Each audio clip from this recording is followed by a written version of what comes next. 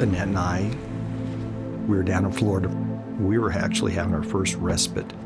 Samantha was staying with Kimber.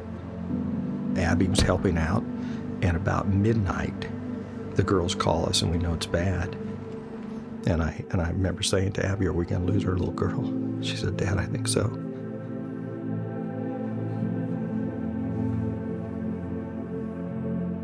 She taught us so much.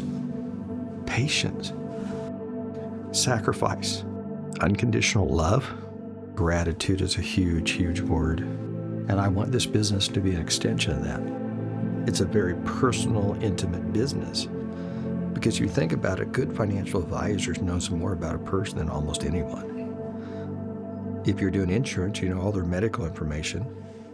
If you're doing the financial planning, you know all their financial information. If you're doing future planning and discovery, you know all their dreams and aspirations and fears. We know more than anybody. Well, guess what? That's a lot of responsibility too. And so, at the very least, whether they have faith or not, and I would say most do, I think then we can bring some real experience and some words, some caring into that. I think Russ is very generous. He's very generous to all of us, always has been. And I think that just goes hand in hand with the way we try to do things. Treating not only your clients the way that they should and that you would hope to be treated as a client, but also our staff. When I started, I was Tuesday, Wednesday, Thursday, and had a family event happen where I knew I needed to go full time. So I made an appointment to sit down with Russ. I was really scared because I had a lot writing on his response. He was like, "Write down all the stuff that you do.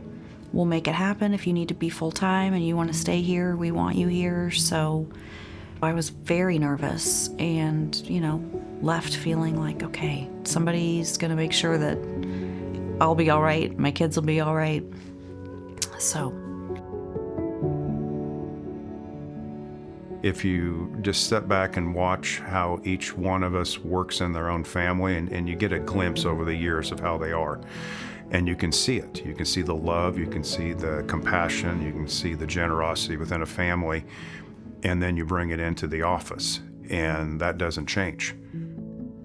I think if the only reason you're in financial services or any business per se is to make money, I think you can read enough Bible passages that you kind of want to be careful with that one. So my thought was, I can hold on to it,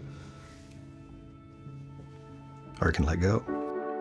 One of the things that Russ talks a lot about is, while employing our mission is giving glory to God, and, understanding that it's not about financial, it's about doing the right things all the time.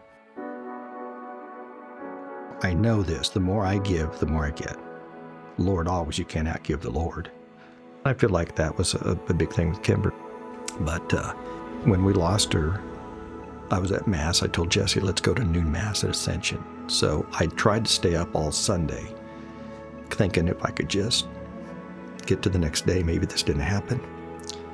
But I'm at Mass. I couldn't say the prayers. And when it's after the consecration, you stand up the Our Father. I'm saying the Our Father, which I probably said 100 times, 1,000 times. And it says to the part, "Thy will be done." Hit me like a ton of bricks.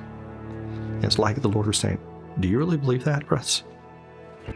Are we just saying that, or did you believe my will be done? Because do you think she's in a better place? You think you can love her better than I can? I believe the Lord's been with me,